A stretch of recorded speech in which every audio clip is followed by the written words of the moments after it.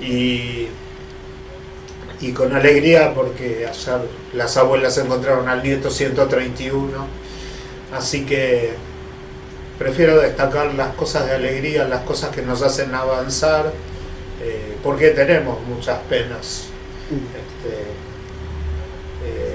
¿Cómo es? Las penas son de nosotros, las vaquitas de Anchorena, cantaba mi vieja.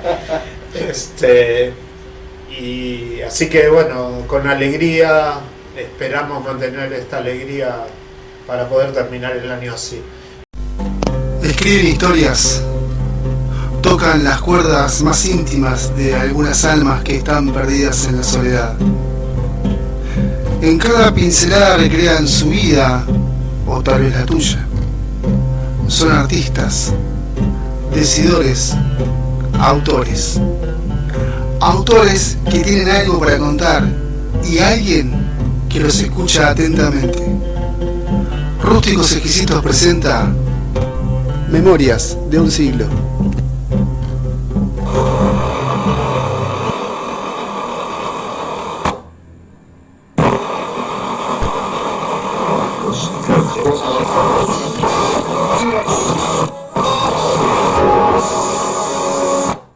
¿Cómo la ves? Y esta semana con alegría. Primero, gracias por la invitación, Rubén, uno del oeste. Esta semana con alegría doble. 2 regalos para Navidad. Salimos campeones del mundo. Fue maravilloso el domingo a la noche. Que estuve en la plaza de San Justo y era impresionante la gente. Y estuve, bueno, verás, tengo el color selección en la cara. Estuve esperando a las elecciones Villegas y General Paz y era impresionante. Creo que no importó, no la pudimos ver, pero no importó porque la fiesta que había en la calle era impresionante. Así que con alegría por la selección. Yo vi los 3 campeonatos cuando en el 78 tenía 21 años. Yo comparo en algunas cosas esta con la del 78 porque fueron momentos de desahogo muy grandes, ¿no? Y con alegría porque ayer las abuelas encontraron al nieto 131, así que prefiero destacar las cosas de alegría, las cosas que nos hacen avanzar, porque tenemos muchas penas. ¿Cómo es? Las penas son de nosotros, las vaquitas de Anchorena, cantaba mi vieja. Y así que bueno, con alegría, esperamos mantener esta alegría para poder terminar el año así, porque fue un año muy duro, así que hay cosas del año que fueron pesadas, así que esto fue todo explosión de alegría. Un rayo de luz conmovedor, dice Fito Páez. Algo así pasó, algo así. Así que eso es lo que veo ahora. ¿Cómo ves, siendo del ámbito literario, ¿no? Ya vamos a ir por ese lado. ¿Cómo ves el futuro en eso? ¿Lográs un futuro de pibes que están ahí haciéndole el aguante a la literatura o ves que se van para otro lado?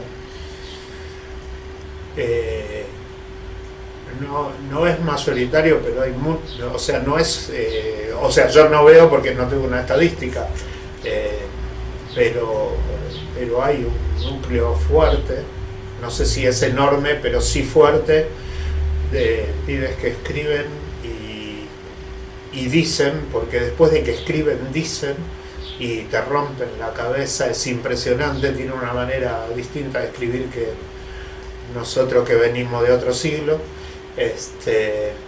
Y escriben y dicen cosas maravillosas y además las dicen de una manera que te conmueven, da gusto escucharlos. Hay muchos pibes así. Nosotros acá en Autores de Matanza tenemos muchos que están en la antología joven y que algunos han ganado premios ya.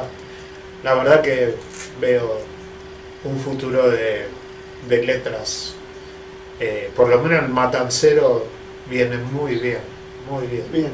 Me gusta mucho escucharlos y verlos y me conmueven. Después los quiero matar, porque a veces te dicen y hacen y dicen cosas que vos decís, basta, por favor, mirá lo que está diciendo, pero es porque te están conmoviendo. Así que yo veo un muy lindo futuro. Hay que encontrar maneras de promoverlo y de que no se queden ellos en el camino de no poder decir lo suyo. Algunos podemos decir lo nuestro, porque nuestro otro trabajo de alguna manera nos permite juntar la guita para poder editar algo, pero los pibes todavía no pueden, así que pero el futuro es enorme.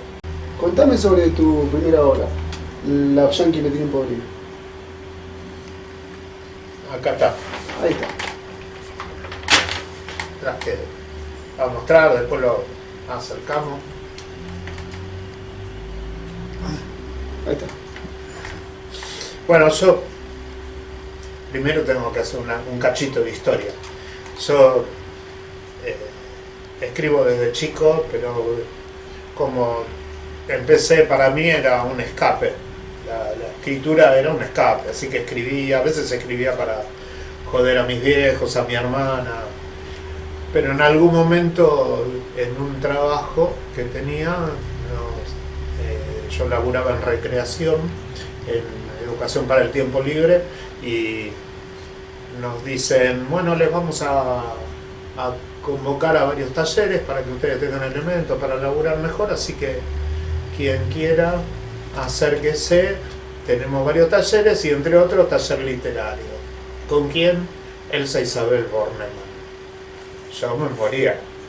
Así que mi primer taller formal fue con Elsa Isabel Bornemann. Después, por diferentes circunstancias, fui a estudiar psicología social y veníamos leyendo y trabajando sobre la locura y el arte, que es el libro de entrevistas de Vicente Cito Lema a Enrique Pinchón Rivière, conversaciones sobre la locura y el arte, con algunas anécdotas maravillosas, bueno, que sería muy largo de contar ahora, pero como la de cómo les cagó el aniversario del surrealismo, los 100 años del surrealismo a los franceses, todo eso fue de Pinchón Rivière, fue bárbaro, pero el tema es que en la escuela de psicología social yo estaba en segundo año y dicen, bueno, siguiendo esta línea de análisis vamos a hacer un ensayo, vamos a hacer una prueba, así que como parte de su formación en psicología social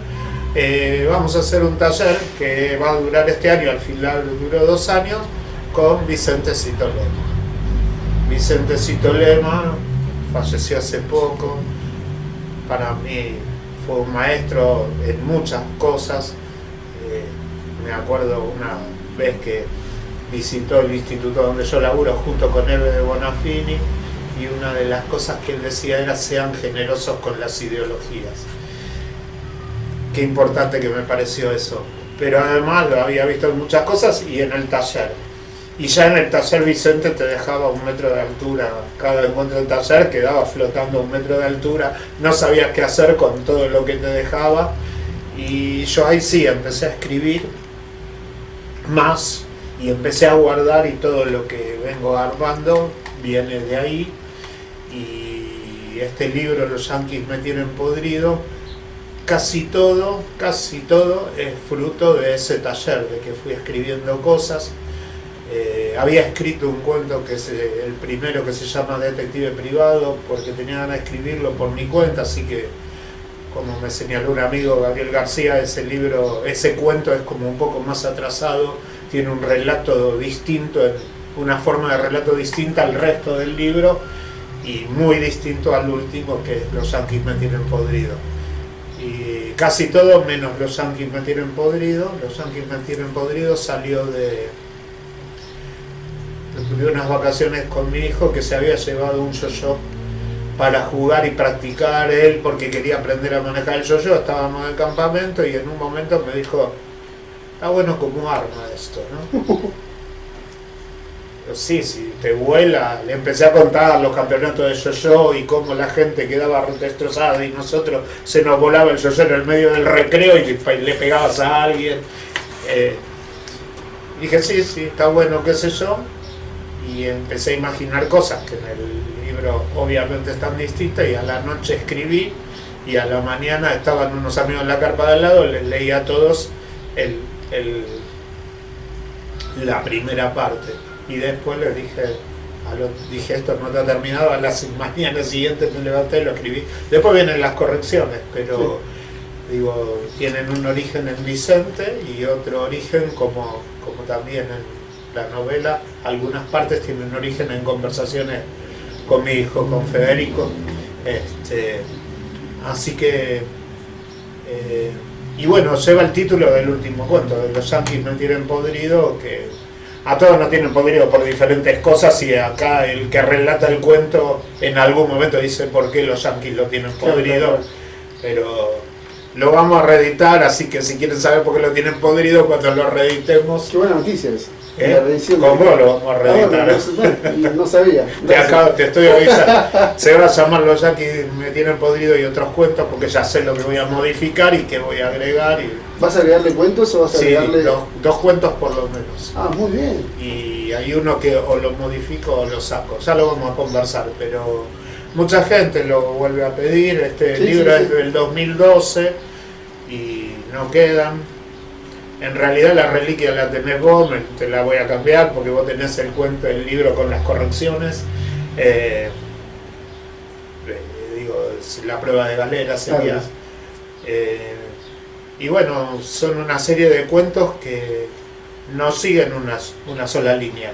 No siguen una sola línea. Hay alguno que es tirando a terror, hay dos que son tirando a policiales, hay uno que es una cargada al psicoanálisis, o utilizar el psicoanálisis para reírnos. Hay alguno que es político, hay uno que se llama ¿Por qué no puedo dormir la siesta?, donde por supuesto le echo la culpa a mi hermana de cómo jugaba con las muñecas, mi hermana Paloma, que esto lo va a ver y me va a matar, como siempre, porque jugaba a dar clase. Teníamos una sola habitación entre los dos y mi hermana daba clase a sus muñecas, y las retaba a todas las rubias. La única muñeca buena era la negra. Mira.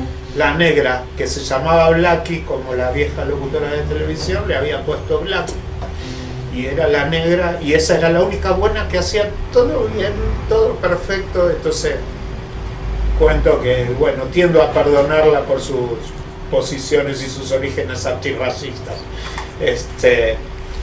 Y así que, y bueno, ese es un cuento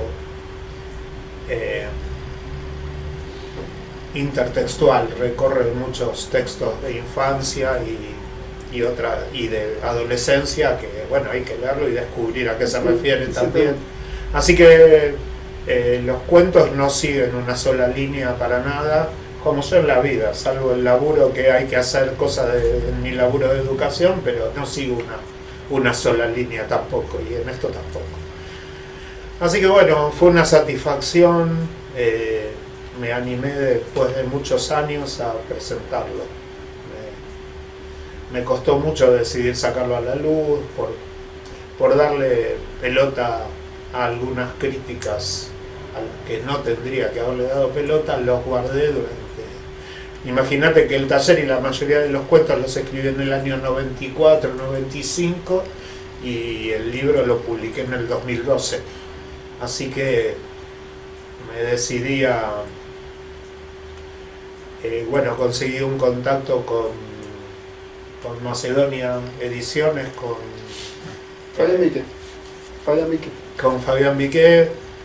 Fabián me dijo, lo edito, pero hay que corregirlo. Dije, ¿lo corregís vos? No, yo te voy a decir quién. Y le dije, ni en pedo, ya me animé a darte los cuentos a vos, basta, vos lo corregís, lo corrigió, laburamos con él la corrección, me enseñó unas cuantas cosas, y bueno, salió por Macedonia Ediciones. Fabián me ayudó mucho, me ayudó mucho a alentar a que esto es para publicar, porque nadie arriesga su editorial publicando algo que no es publicable, porque se quema el laburo. Vos no lo harías tampoco, porque si no es, voy, te cobro, sí, vení, hay editoriales que hacen eso. Sí, no es el espíritu. Claro, porque hay otras editoriales que dicen, sí, está bien, te cobro, publica lo que quieras, publica tus libros, y total, publican en cantidad, y no les importa. Así que, bueno, no era la actitud de Fabián, como no es la tuya, así que vale destacarlo. Pero, sí. Así que bueno, ahí está. No sé si qué más te puedo contar del primer libro. Vos lo leíste, así que no sé qué decirte. No, está bien, es un buen resumen de por qué llevar ahora a un libro, siendo que me estás diciendo esto de la crítica que te bloqueó durante casi 15 años. 94 a 2012, sí. Sí. Eso es interesante de saberlo, el bloqueo, ¿por qué tanto bloqueo? Yo tendría que contar algunas cosas de mi vida privada respecto a quienes hicieron la crítica y de qué manera y cómo aparecieron, que prefiero no hacer alusión a las personas que dijeron lo que dijeron, pero a mí me frustró mucho en ese momento. Ahora digo a los escritores nuevos, ya lo dije varias veces, no le den bola a nadie. Si hay alguien que con buena onda viene y te ayuda a desarrollar tu camino, tu estilo, es una cosa. En realidad a gente que yo quería mucho le mostré mis escritos, y la respuesta, yo no pedía que nadie me haga una crítica literaria, sino que alentaran. Lo que uno espera es que a la gente que te quiere, que crees que te quiere, que te diga, te aliente a seguir escribiendo, sabiendo que te gusta escribir. No, la respuesta fue: no me gusta cómo escribís. Y bueno, fue una respuesta de mierda, porque yo no te estaba pidiendo una crítica literaria. Y bueno, por circunstancias de mi vida privada de ese momento, los guardé hasta que me separé de la madre de mi hijo, y ahí, en realidad no tiene nada que ver esto con lo anterior, no es el relato, pero eso implicó que yo tuve un desarrollo y una visión muy independiente de muchas cosas en ese momento, que me permitió volver a leer lo que había escrito, porque lo tenía todo en cajas, todo guardado en cajas, y dije, bueno, ya tengo que volver a leer. Y por supuesto seleccioné qué cosas no están. Hay cosas que no están acá. No, hay cosas que no están acá.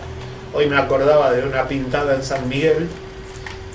Venía hablando con alguien recién y le decía, mira, en San Miguel había una pintada que ocupaba media cuadra, y decía, y estuvo durante todos los años que yo vivía en esa zona, no sé si sigue, sobre la ruta 202, decía, entregate chino, hoy morís. Y yo empecé un cuento policial con eso. Bárbaro. Empecé un cuento policial. Ahora, algún día a lo mejor lo retomo, porque es muy difícil. Encajonarte en un estilo es muy difícil. No lo pude seguir. Así como la novela que empecé sobre mis dos amigos desaparecidos, Beto Goodman y Diego Toffé, está tan inconclusa como la historia de saber dónde están ellos, ¿no? Y no la pude seguir. Hay cosas que uno empieza y quedan ahí, y otras como esta que...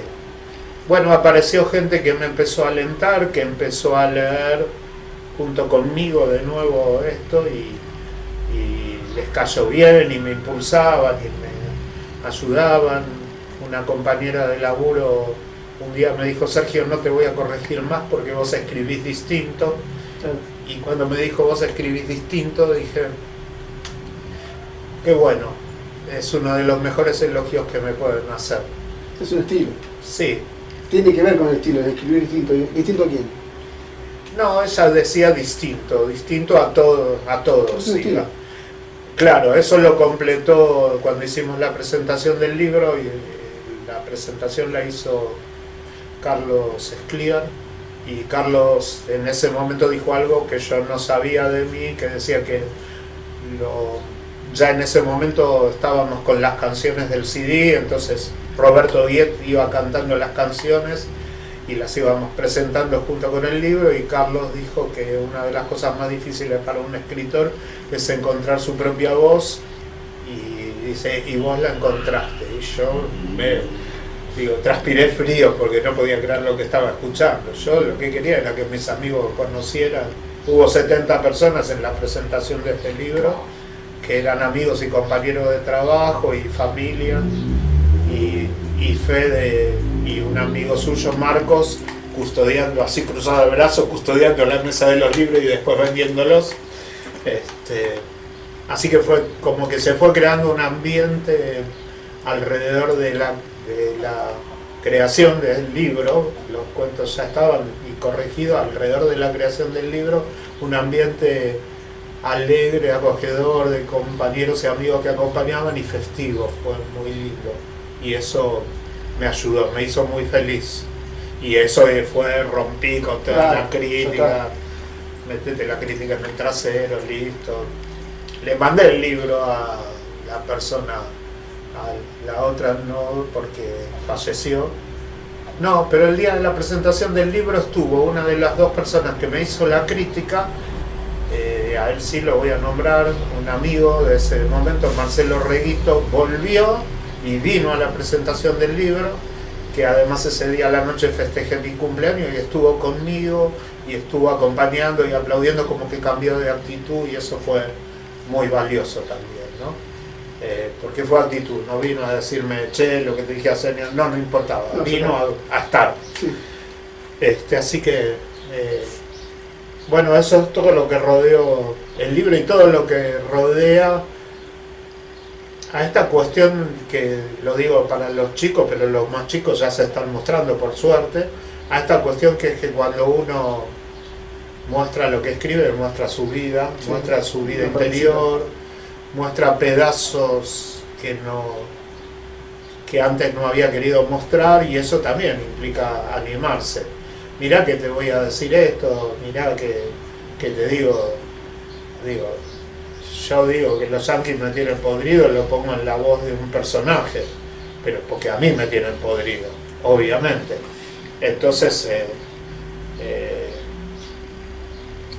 bueno, eso, se creó una cosa muy linda que acompañó y que me viene acompañando en las otras dos cosas que presenté, que es gente que acompaña y llena de afecto la presentación, ¿no? Entonces eso ayuda mucho para decir, bueno, puedo seguir escribiendo, que me banque.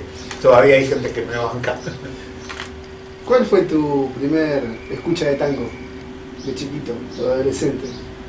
No, vos me pediste que traiga cosas, pero yo no podía traer todos los discos de mis viejos. Tengo 8 carpetas de cuero, cada una con discos de pasta, que como sonaban en 78 revoluciones por minuto, tienen un tema de cada lado. Y mi vieja se había mandado a hacer se llamaban combinado, que era así alto, grandote, con una tapa que se levantaba, tenía una radio de onda corta y onda larga, válvula, y un plato que giraba y un parlante gigante abajo, y ahí se ponía música, así que ponían música todo el tiempo, tango, folclore, música clásica, y mis viejos, que los dos eran militantes del PC, tenían además, que los tengo ahí como reliquias, algunos discos de la orquesta del ejército soviético. Pero yo no sé cuál fue el primero que escuché, pero sí te puedo decir cuál es el que yo recuerdo fuertemente, y que desde esa época lo retomo, alguna vez lo puse en Facebook, porque y los dos que más recuerdo, el otro ya era en 33, pero uno era el que yo escuchaba de chiquito, Pugliese, no me acuerdo el autor ni quién canta en el disco, porque es una de esas raras cosas en que a veces uno no se acuerda ni del autor ni nada, pero sí del músico. Con Pugliese te acordabas del músico. En el tango pasa mucho eso, que te acordás más de los músicos. Sí. Y el tango se llama No juegues a la guerra. No juegues a la guerra, pebete de mi barrio, y habla de por qué no hay que jugar a la guerra. Es precioso el tango, cómo lo desarrolla, cómo lo describe. Me acuerdo las dos primeras frases, después lo podemos buscar, lo encuentran fácil en YouTube. Y ese me impresionaba porque yo tengo viejos europeos que vinieron de Europa entre guerras, antes de la Primera Guerra Mundial, vinieron acá, pero que dejaron sus familias allá, así que era muy fuerte la impronta de no a la guerra, siempre fue muy fuerte. Después voy a contar algo de algo que tengo ahí que también tiene que ver con esto del no a la guerra. Así que ese fue el primero. Después un tango que me impresionó mucho y que es muy poco conocido, es un tango de María Elena Walsh que se llama El 45. Que cuando habla de que cuando la vida vino en tacos altos, le canta a la hermana, ¿te acordás, hermana? Y después dice, cuando la vida vino en tacos altos y nos separó, ya no compartimos el mismo tranvía, solo nos reúne la buena de Dios, dice María Elena. Después podemos hablar 20.000 tangos, pero digo, esos dos son como que me marcaron porque tenían que ver con esto de que sí se habla de lo social desde el tango. Claro, claramente. Está yendo al otro lugar. Claro, que justamente me marcaron en eso. Después hay para desarrollarlo, porque lo revisamos y lo trabajamos mucho con Roberto Guiep, que es mi compañero del CD. Hay un libro de Ricardo Horvat, que algo sabe de historia del tango, y es un libro que investigó él, que se llama Esos tangos malditos, y es impresionante porque vos lees los tangos y los desarrollos de los primeros tangos, los tangos socialistas, tangos anarquistas, tangos para defender a tal o cual candidato, y vos lo vas leyendo y decís, mirá las cosas que decían, era todo político, era absolutamente todo político, o música para bailar o político, los inicios del tango. Después llegamos al salvo, es otra cosa. Claro, ya es otra cosa. Así que Cuenta la leyenda que los originarios perdurarán en el tiempo aún a pesar de las grandes batallas culturales que se les presentan. También agrega que las magias locales son siempre más fuertes que las forasteras. Todo es posible. Memoria de un siglo. La leyenda se escribe día a día. Una cosa es escuchar, ¿no? Tango, qué sé yo, y otra cosa es escribirlo. ¿Y cómo te animaste a escribir letra de tango? Porque, ¿sabes por qué te pregunto esto? Porque me llama la atención que yo soy de la vieja escuela, ¿no? Yo jamás me atrevería a escribir un letra de tango porque para mí es algo como inmaculado, ¿viste? Escuchando Goyeneche, más o menos escuchamos lo mismo. Y ya meterme en un lugar donde tenga que expresar eso, ya a mí no me saldría. Y escucho tu disco, y está bueno, y digo, ¿cómo llegaste vos a...? Bueno, hubo un concurso de letras de tango de un diario que no le voy a hacer propaganda, Cornetín le digo yo, y yo quise escribir algo y salió una cosa, era un desastre. Si vos lees lo que yo escribí ahí, decís, pero estás loco, ¿qué escribiste? ¿Cómo te atreviste a mandar esto? Pero yo, inconsciente, escribí y algunas partes veía que me salían, pero ahí.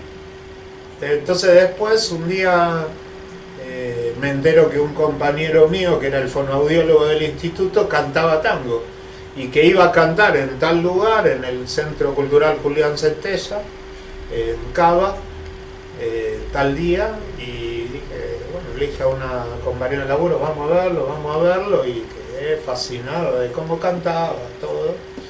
Y entonces volví un día al laburo, le saqué a esa cosa que había escrito algunas partes que estaba seguro que lo convertían en cosa, y se lo mostré, y me dice, mira, te voy a decir algunos tips, hace tanto tiempo, tiene que durar tanto tiempo, hace falta algunas cosas de la métrica y del decir que son de tal o cual manera, qué sé yo. Dije, bueno, voy a ver qué me sale. Una semana después se lo traje corregido con los tips que él me dijo. Me dice, ¿me dejaste? Me lo llevé a mi casa. Y sí, ¿qué voy a hacer? Llévatelo. A la semana llegó al instituto de nuevo con la guitarra y me dice, vení, vení. Los pibes estaban en la puerta del aula esperando a entrar, que yo le diera clase y nos veían con la guitarra, ¿viste? Y estaba cantando, a mí se me caían las lágrimas escuchando que había algo que yo había escrito en música, que era el primer tema del disco, que se llama Pa' mi barra. Para mí el disco, si me das a elegir ahora, pensado, se tendría que haber llamado así, el disco se tendría que haber llamado Pa' mi barra. Eso lo hablamos mucho con Roberto. Y es como que me quedó la impronta de pensar la música y la métrica. Yo tengo las primeras veces que mostré alguna poesía, se las mostré a Ponzo, que era el presidente de la SADE del Oeste, era el papá de una compañera mía de la facultad, y Ponzo me dijo, tenés muy buen sentido del ritmo interno, ¿no?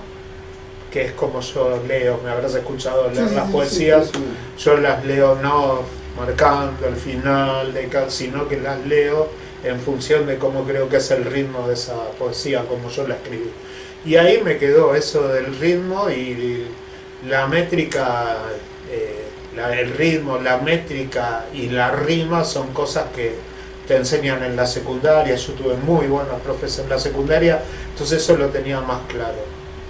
Así que me puse a escribir sin darme cuenta. No es que me animé, simplemente escribí cosas y se las fui dando a Roberto. Roberto las miraba, las recitaba y decía, me suena a tal cosa. Y se ponía a cantar y así fue saliendo un laburo entre los dos. La segunda cosa que escribí fue La afeitadora, que es donde cuento cómo le enseñé a mi hijo a afeitarse y cómo nos cagamos de risa los dos frente al espejo, y la publiqué y la desarrollamos con permiso de Fede. La podemos cantar. Después, la primera vez que la presentó, Roberto la cantó, que fue el día de la presentación del libro, y terminó de cantarla y lo señaló a Fede así. Fede estaba, no, rojo, violeta. Le digo, ¿cómo lo vas a mandar al frente? Acá está el culpable de la canción, decía. Y bueno, las demás salieron por diferentes cosas. Fui escribiendo y es como que ya en ese momento tenía ya puesta la estructura para escribir en la cabeza, que se ve que venía de historia, porque otro amigo, Santiago Delgado, que es uno de los grandes chamameceros que tenemos en La Matanza, me dijo, ¿qué te parece si escribimos algunos chamamés juntos? Porque me gusta cómo escribir. Y le dije que iba a intentar y no me sale, porque no tengo incorporado, no me sale. Entonces son como, eso sí, lo otro lo tengo incorporado, lo traía de chiquito y lo escuchaba y qué sé yo. Y se escuchaba, y un tango que se escuchaba mucho en mi club, yo iba a Unión Obreros y Empleados Municipales, que no es el MUNI que está en Libertador, no, es un club de los empleados municipales que está a la vuelta, al lado de Defensores de Belgrano, sobre Comodoro Rivadavia, frente a la avenida que está al costado de la ESMA, de la ex ESMA. Yo iba a ese club, y en ese club 8 Bailes Grandes 8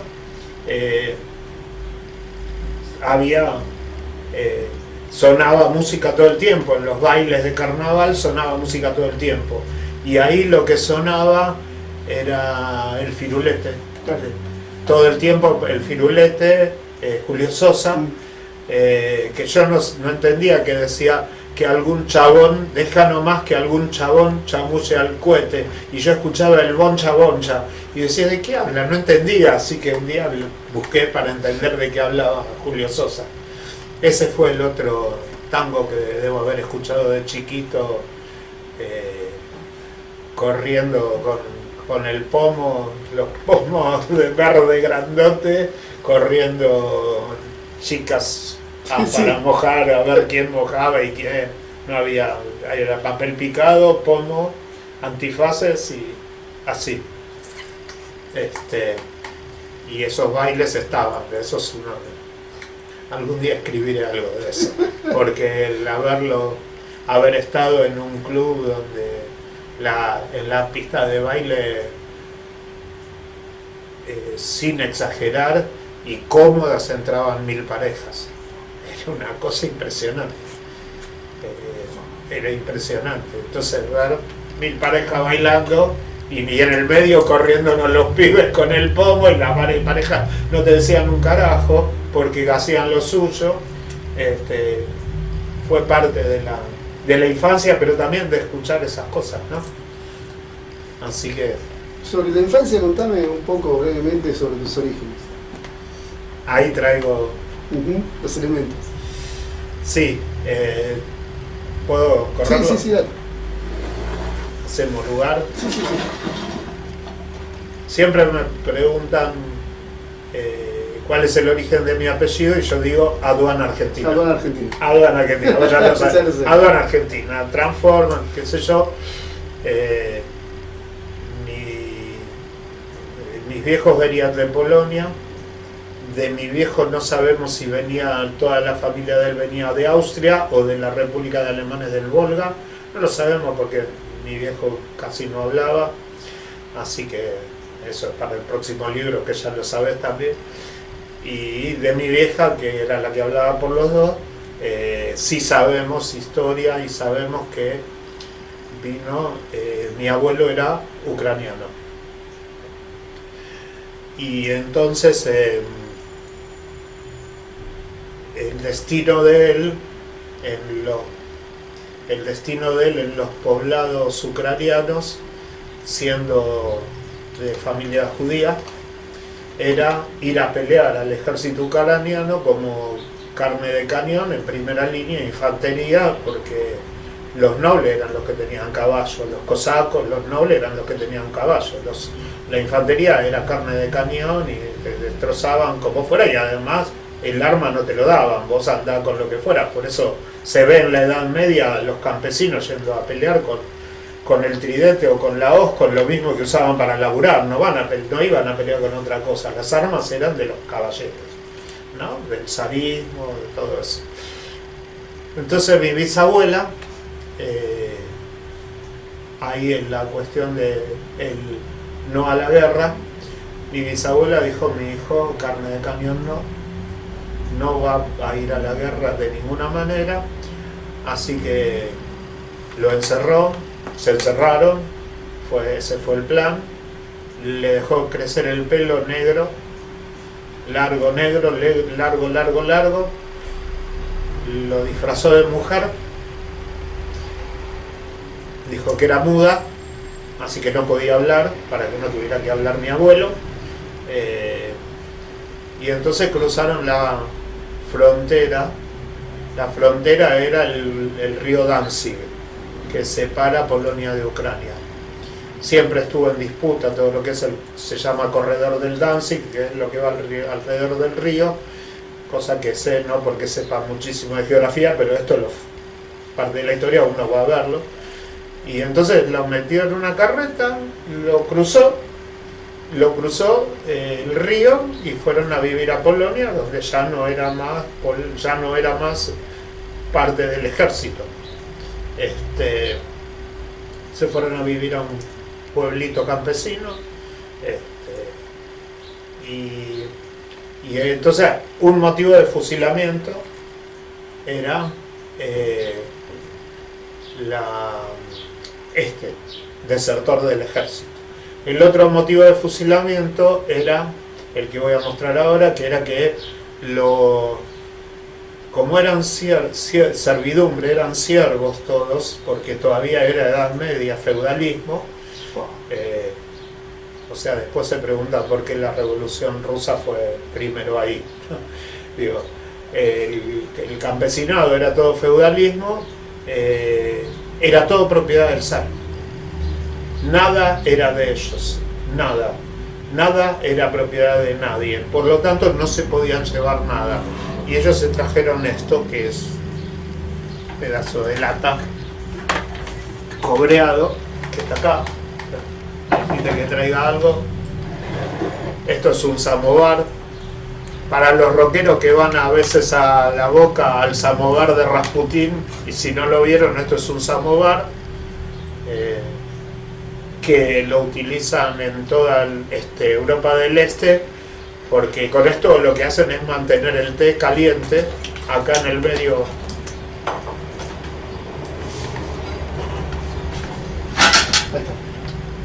acá hay un tacho alrededor en el que se pone el agua con las hebras de té y después se tapa. Está incompleto porque tenía una tapa acá que se perdió. Acá doy vuelta un segundo, está la tapa que permite que salga el humo, y toda la zona de Europa del Este entran en Siberia, 40 grados bajo cero. ¿Qué hacen? Entran y está preparado el té siempre hirviendo en la chimenea del medio, es para mantener ir poniendo carbón para mantenerlo caliente, así que vienen de laburar en el campo, vienen de afuera y tienen vasitos, y así que lo que hacen es que en el vasito ponen el té caliente, le tiran un chorro de vodka, se ponen un terrón de azúcar en la boca y se lo toman así, como se toma el tequila con la sal acá, ellos se ponen el terrón de azúcar. Así que bueno, este es un pedazo de historia, porque se trajeron algo que era propiedad del zar, Claro.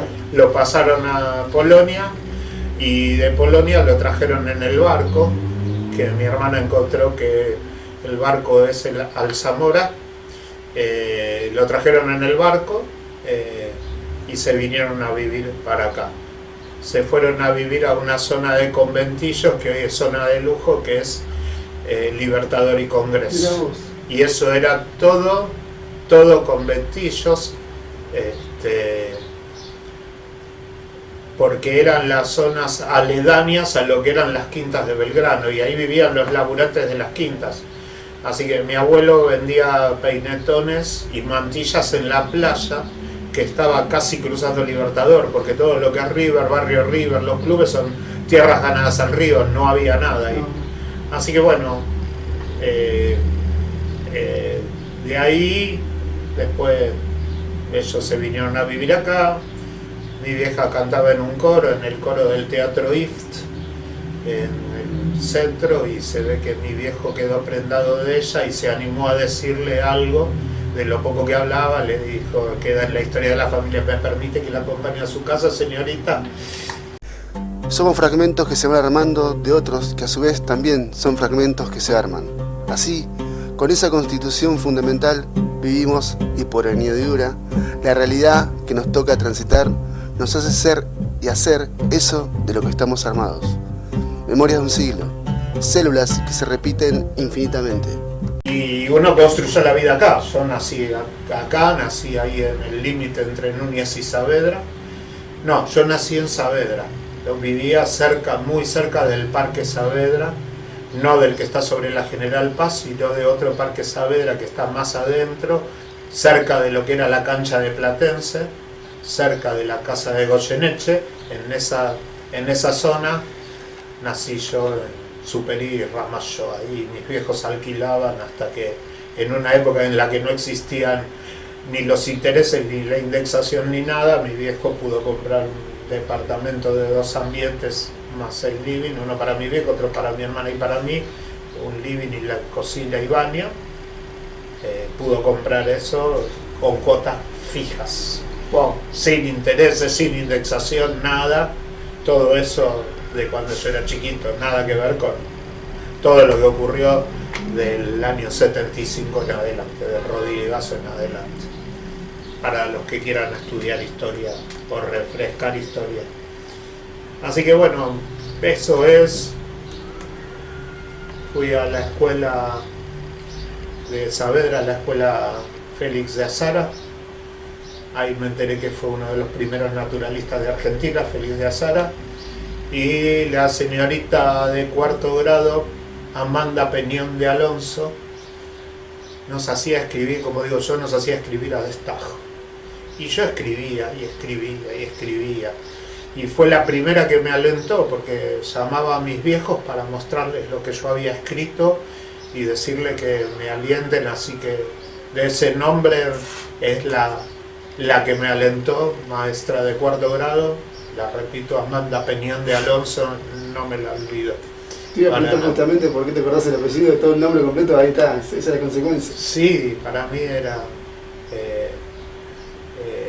no sé, evidentemente, viste que uno hay cosas que no se acuerda de la infancia,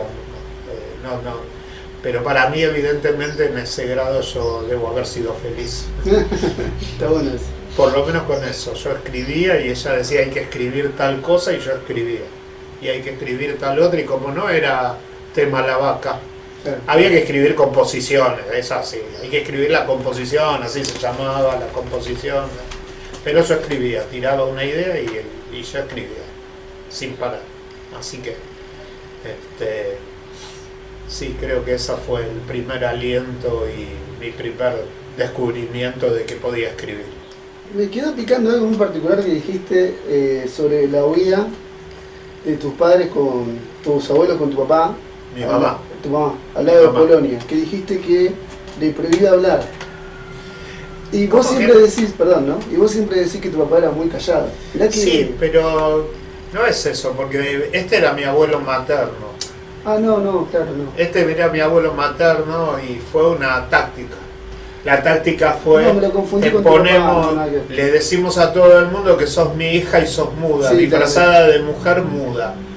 Porque era una adolescente que iba a hablar con voz de mujer, se iban a dar cuenta. Entonces no, muda, no puede hablar, listo.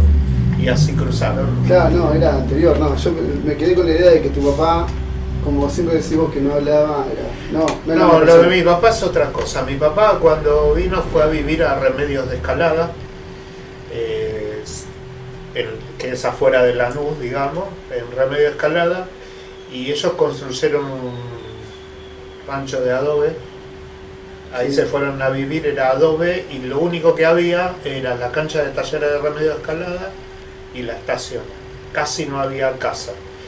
Y mi viejo era el que hablaba castellano, mis abuelos nunca aprendieron, yo nunca les entendía, mis abuelos paternos hablaban en yiddish, así que me traducía mi primo, el que había vivido con ellos, él me traducía lo que decían, porque yo no lo entendía ni nunca lo quise aprender. Y yo calculo que el crecimiento de mi viejo, que mi abuela hizo un horno de barro y fabricaba pan y mi viejo salía a venderlo, pero no era no había nadie, entonces sin amigos, crecer sin amigos, claro, crecer sin chicos, debe haber llevado a esta cosa del hombre callado, que al no tener con quién jugar, me imagino que tiene mucho que ver con eso, ¿sí? Porque lo que tenía era la hermana menor, mi tía, y que está en uno de los cuentos de Los Yankees no tienen podrido, en Patrulla 77, no tenía que decirlo, ¿no? Y calculo que tiene que ver con eso, con un tipo que llega, no hay chicos con los cuales hablar, y tiene que salir a vender pan, a trabajar, y él tenía 9 años, 10 años, y salía con un carro, con un caballo, hasta donde andás a ver cuánto caminaba para llegar a los lugares donde vendía pan, para que fueran... Después se fue poblando, es súper poblado Remedios de Escalada, pero en ese momento evidentemente no, y tampoco sé cómo es que cayeron ahí, pero Lanús tiene una comunidad judía grande que creció alrededor del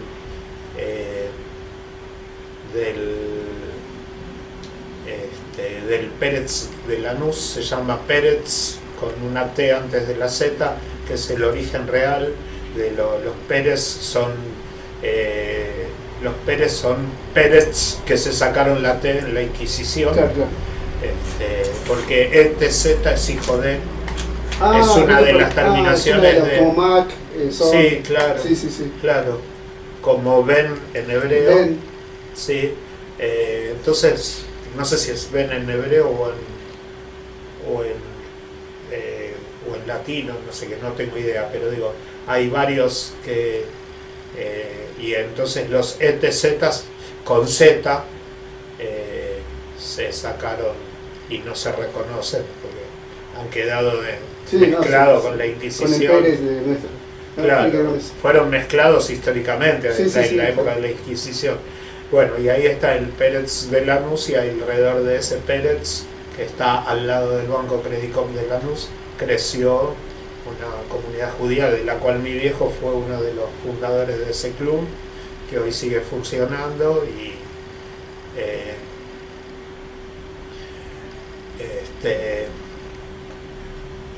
que tiene 1000 historias ahí también. Pero bueno, calculo que lo de mi viejo no hablando tiene que ver con ese origen de llegar y estar muy chico teniendo que laburar y como digo yo, sin amigos a la vista. Es la cuestión de la práctica, ¿no? También esto de todo en práctica. Sí, claro. Que siempre lo decimos, ¿no? Tu papá era esto de... Él no hablaba, la práctica. Claro, había que hacer y bueno, nada. Yo salí un poco más a mi vieja. Sí, evidentemente. Sergio, ¿qué valor le das a la memoria?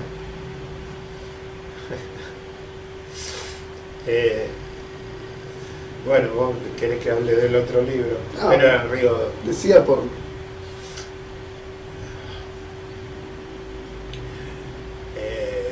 bueno, son muchos valores. Uno es el social, el político, el pueblo que no recuerda la historia está condenado a repetirla. Hay que conocer, hay que tener, hay que traer la historia, hay que hurgarla, hay que buscarla, hay que escucharla. Escuchar historias es entender dónde estamos hoy y ocultarla, que lo hacen algunos y algunas. Es grave porque, bueno, justamente porque no permiten entender dónde estamos parados, ¿no? Entonces, en lo político, en lo social, ahora se armó todo un lío alrededor de Messi, y si Messi es o no, ¿cómo era? Si parecía el ícono de la nobleza y la perfección y del bien hablado y qué sé yo, hasta que dijo anda para allá bobo, y entonces hablábamos de Messi y los valores, y se hablaba de los valores que están buenos porque él ha podido construir una historia que las generaciones de futbolistas anteriores no pudieron, no solo Diego, montones de futbolistas no podían, los han ido rescatando a través de la vida. A Monzón, por ejemplo, jugador de la selección, lo fue a rescatar Bocchini porque estaba, él lo cuenta, lo escuché contarlo, estaba separado, caído en la drogadicción, todo, y Bocchini lo fue a buscar, lo sacó de ahí, lo llevó, le dieron un laburo en Independiente. Digo, no es el único Diego el que cayó en las situaciones esas. Y esta generación de futbolistas, muchos de ellos pudieron construir otra vida y está muy buena, la verdad que está muy buena. Pero cuando dicen eso, no dicen la foto de Messi con Estela Carlotto, o no dicen la foto de Messi preguntando dónde está Julio López, ¿sí? Que está él preguntando eso. Entonces digo, no, ¿cuáles son? ¿De qué valor estamos hablando cuando dicen otros valores? Entonces, digo, cuando dejamos de lado un pedazo de la historia,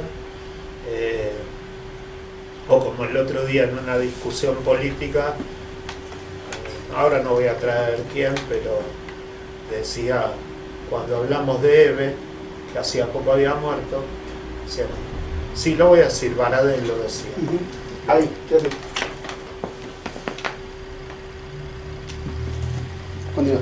Digo que Baradel decía, voy a decir, Baradel lo decía en el congreso de Suteba y decía, nosotros no miramos un pedazo de la historia, entonces no miramos la foto de Eve con Milani, que la podemos discutir, ver de todo, no, miramos todo Eve junta desde el primer día que dio un paso en la Plaza de Mayo, esa es toda la historia junta, Claro. porque cuando nosotros recortamos la foto nos quedamos con esto, como si el que critica tuviera el derecho de criticar y tuviera todas las virtudes morales en sí mismo para decir yo he sido perfecto a través de mi vida y por lo tanto puedo criticar a todo el mundo. Bueno, me parece que uno de los valores de la memoria es el entender la historia entera y no quedarnos en un pedacito donde cualquiera en la vida trastabilla y se manda cagadas, además, se manda cagadas, porque no es que yo aplaudo al Diego drogadicto o maltratador, no es que yo lo aplaudo, yo me enojaba con eso, me enojaba con esa parte de la historia de Diego que es la que lo destruyó, pero hay muchas otras cosas, entonces no me quedo con un pedacito de Diego, porque tenemos muchas más, que no era hablar de Diego solamente, digo. Pero digo, usás como ejemplo para...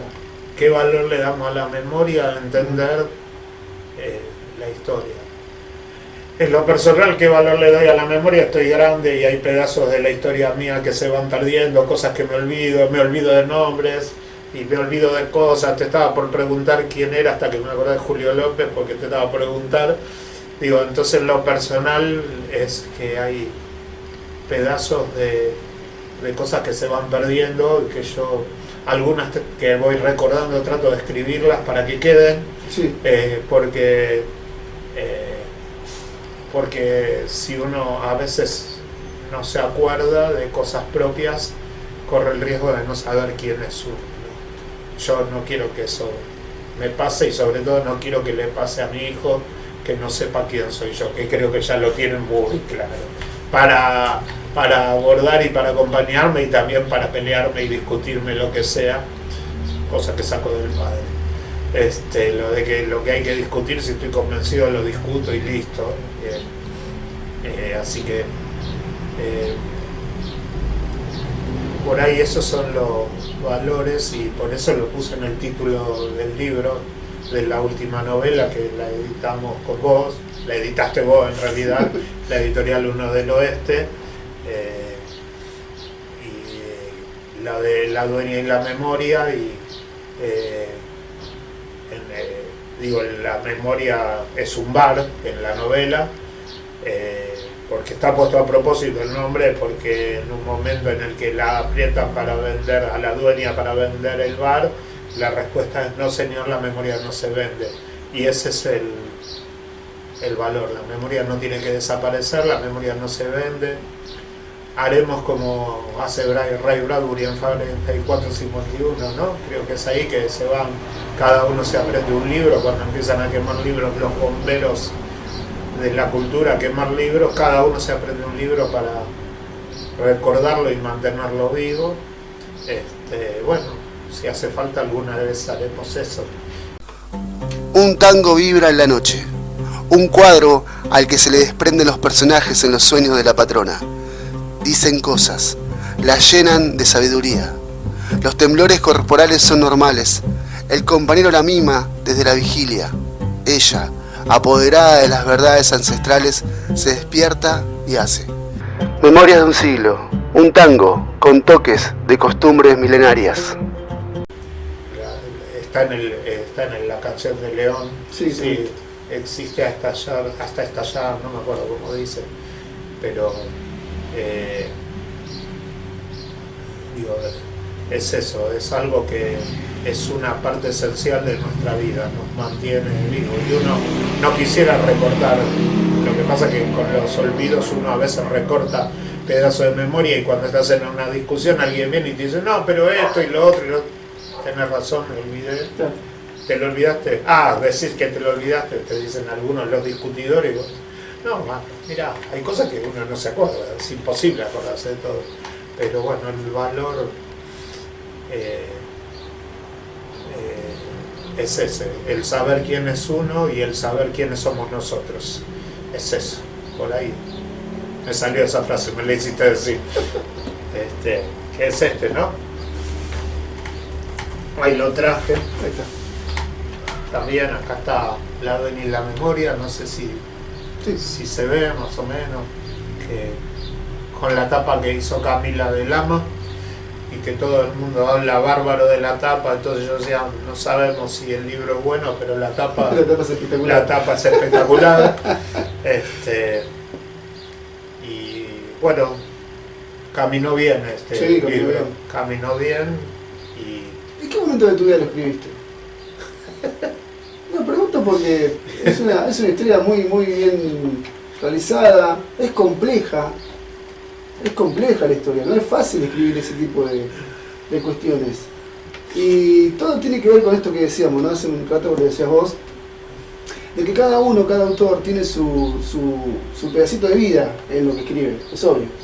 No se puede ser tan abstracto, ¿no? de la obra, no hay forma.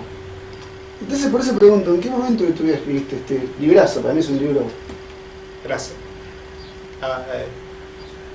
Tenía de la barra para la que escribí para mi barra, había un amigo que vive acá en Morón, de este lado de la triple frontera, como les digo yo, que estamos acá en la triple frontera entre Matanzas, Morón y Merlo.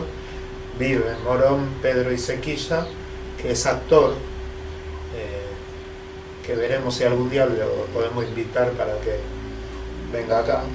Es actor y director de teatro, y él me había pedido que quería escribir un programa, mira vos, quería que escribiéramos un programa puesto en un bar sobre alimentos.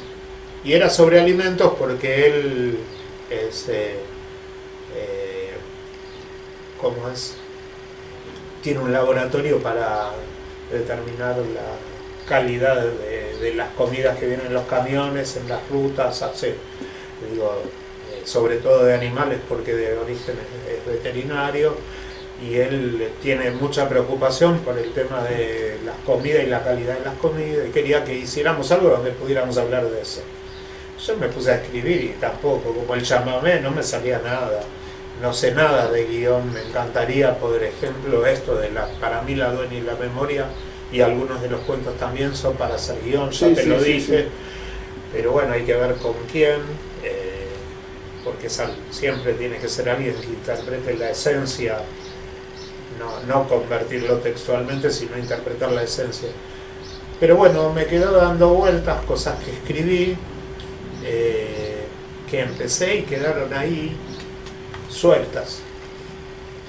Y un día, Fede era chiquito, tiene 25, tendría 11.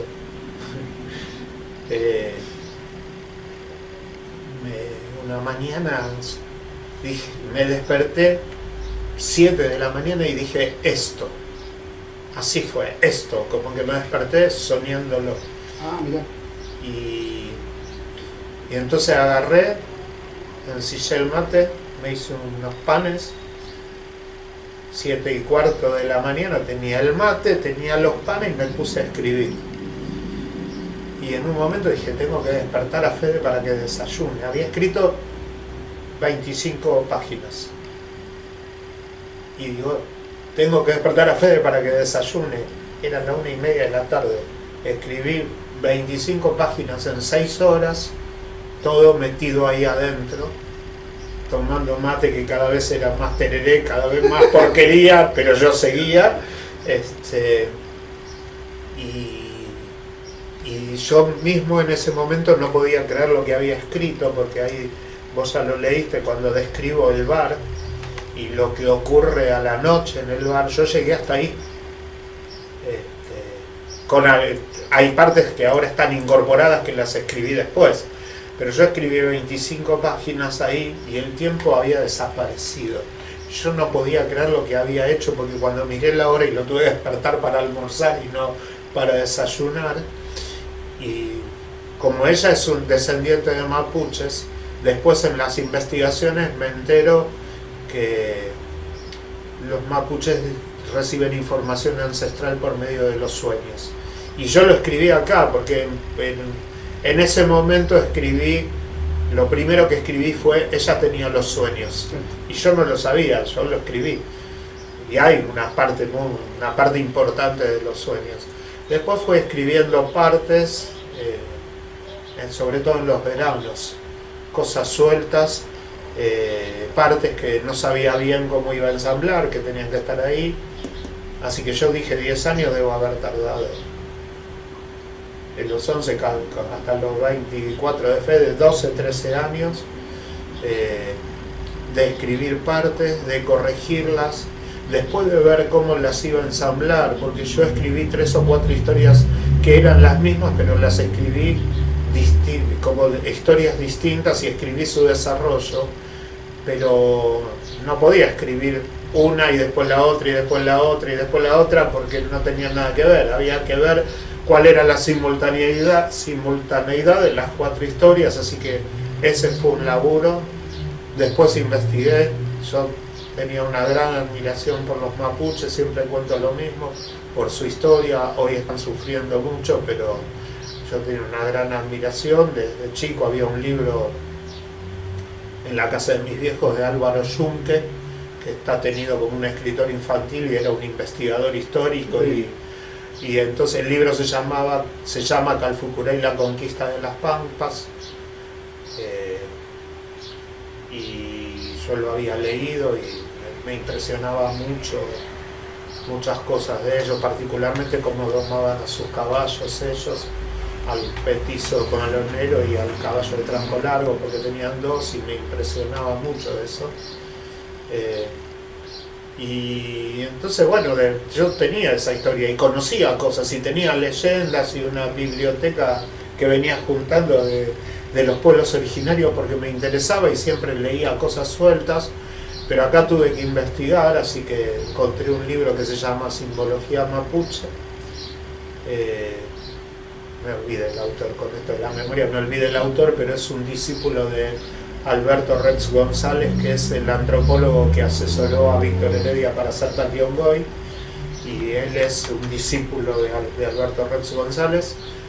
Seguro que en un rato me aparece el nombre. Como cuando buscas las llaves y, la puta, y después dejas de buscarlas y las encontrás. Bueno, y ahí tuve que incorporar lo que investigaba y superar un problema que lo hablamos, que era cómo ponerlo y que sea parte literaria, parte de la novela. Eso me costó mucho y me llevó mucho tiempo encontrar ideas de eso para que sea parte de la novela y no que sea un libro de texto, de cultura. Y aparte la coherencia histórica, ¿no? La coherencia de no errarle a la simbología, a lo que estás contando, porque si involucras un pueblo, tenés que tener eso, ¿no? Sí. Digamos, no mentirla, si querés. No. Hay otro libro que es muy lindo, yo vivo diciéndole a los maestros de primaria que lo usen, que se llama Seres Sobrenaturales de la República Argentina, que es un libro de otro antropólogo, Adolfo Colombres, que recorrió el país con un dibujante. Y el libro, el texto más largo de todos es el de la Pachamama, que tiene una página, una hoja y media, o sea, 2 páginas y media. Ese es el más largo. Todos los demás tienen menos de media página, o una página como mucho, donde cuentan la historia de cada uno de los seres sobrenaturales. Y el dibujante lo hizo escuchando a los pobladores. Ellos recogen la historia y el dibujante, con los rasgos que le dicen, dibujó. Así que es muy lindo porque vos lees seres sobrenaturales. Entonces yo puse algunos que no son de los mapuches, con esta idea ecuménica que puse en alguna parte de que el más allá es uno solo, por más interpretación que haya de otros lados. Entonces puse algunos otros que saco de ese libro también y que aparecen en una parte de la batalla cultural, digamos. Claro. Porque además de este libro trata de representar en parte lo que estamos diciendo hace rato, que es la batalla cultural es muy importante. Si no es la principal, es muy importante. Así que con saltos, como no vivimos de la literatura, aunque vos tratás de vivirlo porque le das más tiempo, pero por tu escritura y por tu trabajo editorial, entonces es parte de cómo construís tu vida y cómo te ayuda a vivir. En cambio yo no vivo de la literatura, soy educador, vivo de la educación, por lo tanto escribía cuando podía. Claro. Y por ahí me permite un gusto, que es que yo escribo cuando tengo ganas y no porque una editorial me corre para terminar algo. Cuando me viene la idea, cuando aparece, y cuando aparece me pasan estas cosas, no paro. Sí. Así que bueno, llevó mucho tiempo porque después hubo que ensamblarlo, después tuve una correctora que trabajó sobre esto, me ayudó a armar el índice. Yo no sabía cómo armar el índice, era un despelote para mí, lo armó ella en realidad, y durante la pandemia por teléfono fuimos corrigiéndolo, detalles, cosas que ¿qué quisiste decir acá? ¿Qué es esto? Esto no se entiende. Así que eso llevó 2 meses de laburo, de llamadas por teléfono una vez por semana, más el tiempo de que ella lo había leído antes. 2 cositas al final. Sí, porque me debío y Faltaba esto. ¿Qué se supone que es? primero que nada es un regalo de una persona que quiero mucho, que no la voy a nombrar porque corro riesgo de muerte. Me lo regaló para un cumpleaños, es una antigüedad, y primero que nada para mí es un reconocimiento, un aliento, un acompañamiento a mi trabajo de escritor. Eso primero, para mí es lo que simboliza. Después creemos que es una antigüedad que tiene que ver con el lacre en los escritos, cómo se labraban en la antigüedad los escritos. ¿Sí? No sé si se va a ver para acercarlo. Sí. Ahí. Después lo mostramos vídeo. Bueno, creemos que aquí en el medio va una vela, ¿sí?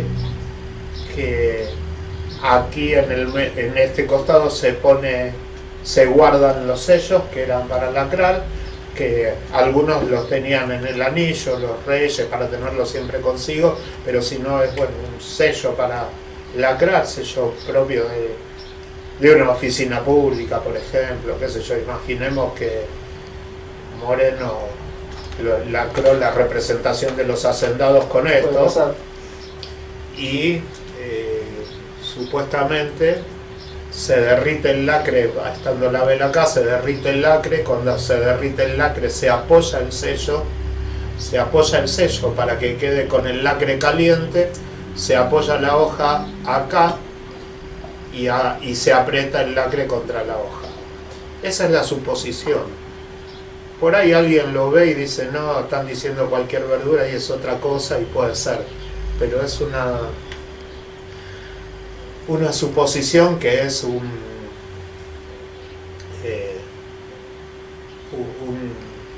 aparato lacrador.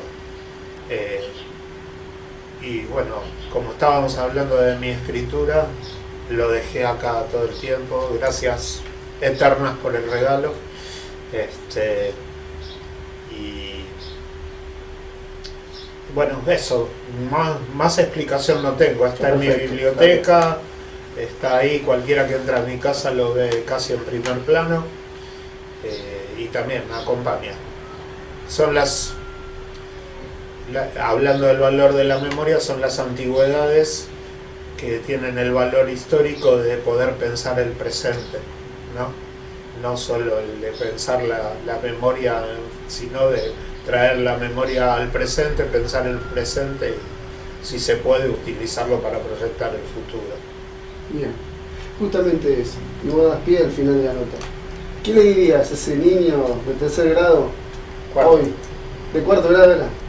Era de 4º. Era de 4º. Sí. ¿Qué le dirías? No me querés complicar la vida. venía todo bien hasta ahora. ¿Qué sé yo? Pensando en toda mi escuela primaria y en que mi rebeldía vino en la secundaria, le diría que siga escribiendo, pero que se rebele antes. Que hubiera podido rebelarse antes frente a algunas cosas que podría describir como injustas, que tenían que ver con lo que hoy llamamos bullying y cómo yo la pasé en la primaria, hasta que me rebelé, hasta que en sexto grado dije basta de esto y me agarré a las piñas y fue por mí, listo, y ya está, y se acabaron la falta de respeto y vino el respeto del tipo que se vale solo y nadie más vino a joder. Le diría que se rebele antes, pero evidentemente uno hace las cosas cuando puede y más en ese momento que es la infancia, donde uno se va arreglando como puede.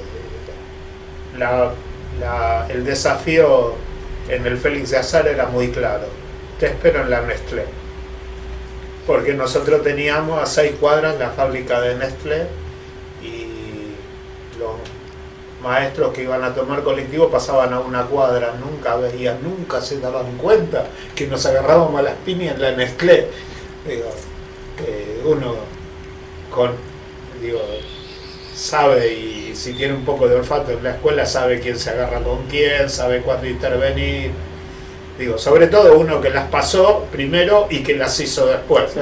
Entonces yo después me rebelé y entonces a mí en un curso me quisieron hacer 2 jodas, me quisieron hacer y yo los miraba. Yo lo hice antes que ustedes, muchachos. ¿Profe, se puede correr? ¿La conocés? No, perdón, a ver. Claro, estás escribiendo en el pizarrón, y entonces la lógica es: profe, ¿se puede correr? El que no lo sabe lo hace y dice sí, cómo no, para que puedan copiar. Y en el sí, cómo no, ¿qué hace el curso? Empieza a correr todos. ¡Ay, no! Nunca le hicimos eso. Claro, entonces me dicen: profe, ¿se puede correr? Los miro, me doy vuelta, me corro y le digo: yo ya la hice, muchacho. No. Otra vez nos cagaste, Sergio. Dice: no, muchachos, inventen alguna nueva. Fue un curso famoso porque les jugué una apuesta de quién tenía más métodos para copiarse y les di una semana para que recopilaran métodos. Si ellos tenían más que yo, los iba a dejar copiarse todo el año. Entonces les gané, los destrocé al curso. Alguno lo va a ver esto, Mauricio Ramos, por ejemplo, y entonces dijeron: bueno, porque la cosa era, yo los dejaba copiarse, pero si no, el compromiso era que ninguno se copiaba conmigo. Sí. Entonces cuando terminamos todo, a la semana siguiente, y le fui diciendo: ¿y de dónde lo sacaste? ¿Y de dónde lo sacaste? ¿Y de dónde? Les relaté de un compañero de la secundaria que no había estudiado nunca nada, y cómo se copió y todos los métodos que tenía, y les gané. Entonces dice: nobleza obliga, no nos vamos a copiar. ¿Acordamos eso? Sí, acordamos todo. Me parece muy bien que tengan palabra, y de todas maneras no va a haber problema con eso, porque acá todos los exámenes son a libro abierto. Hijo de puta, nos cagaste toda la semana, Y bueno, muchachos, yo quería saber cuántos métodos tienen ustedes. Con ese curso, eso termino la anécdota, me cagaron en el final, ellos a mí me cargaron en realidad, porque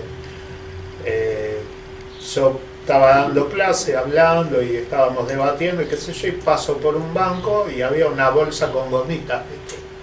Entonces yo pasé y afané una. Profe, ¿qué anda robando? Qué sé yo. Le dije: es que a mí las gomitas me pueden. Les dije eso.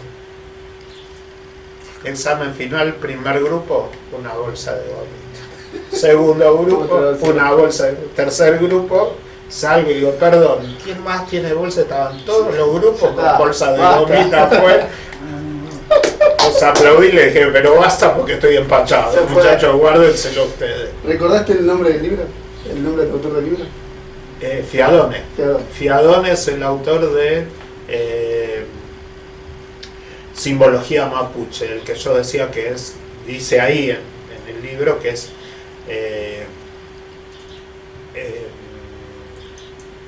discípulo de Alberto Rex González. Es muy interesante ese libro porque uno va y compra una guarda, entonces compras una guarda tejida y yo no te lo puedo explicar ahora, pero vas ahí y entendés qué símbolo hay en cada cosa y cómo lo teje. Y una cosa, voy a cerrar, yo cierro con esto salvo que tenga más preguntas y seguimos hablando, pero si no, una cosa que es muy interesante, los caciques mapuches, los loncos, en el siglo pasado, no sé ahora cómo está esto, pero podían tener varias esposas. No, y en el siglo XIX, pues yo sigo hablando como si fuera del 20. Varias esposas. Acá más de uno lo critica, los mapuches, pero esto es de montones de culturas. No, yo no lo comparto. Digo, igual estamos en tiempos en el que estamos aprendiendo muchas cosas de las compañeras feministas y replanteándonos muchas cosas en revisar en qué nos desconstruimos y en qué podemos desconstruirnos, que no es lo mismo. Pero cada hombre mapuche se destacaba, entre otras cosas, por la habilidad de sus esposas tejedoras. Cuanto más hábiles eran, más jerarquía tenía él, no solo por lo guerrero, sino porque sus esposas, al ser más hábiles, destacaban la jerarquía, que en definitiva era para los dos, ¿no? Y entre todas las cosas, imagínate que están tejiendo, ¿sí? Tejiendo con lanas teñidas de colores, sacadas de vicuñas, porque no había ovejas. Acá no había ovejas en principio, después traen las ovejas. Y entonces el logro mayor de los tejidos mapuches eran los colores tornasolados. ¿Tú sabes lo que es un color tornasolado? Lograr un color tornasolado, que lo mirás de una forma y de otra y se mueve y se ven de color. Tejidos, ese era el logro mayor. ¿Y por qué era el logro mayor? Porque ellos decían que el tornasolado es representante de la ambigüedad que tenemos los seres humanos. Una maravilla. Wow, una maravilla. Así que vengan a hablar de que eran salvajes. Muchas gracias, Sergio. Gracias a vos por invitarme y además muy lindo el clima para hablar. Vos sabés que yo hablo, entonces Sí. me preguntás si me haces hablar, pero uno se siente muy bien.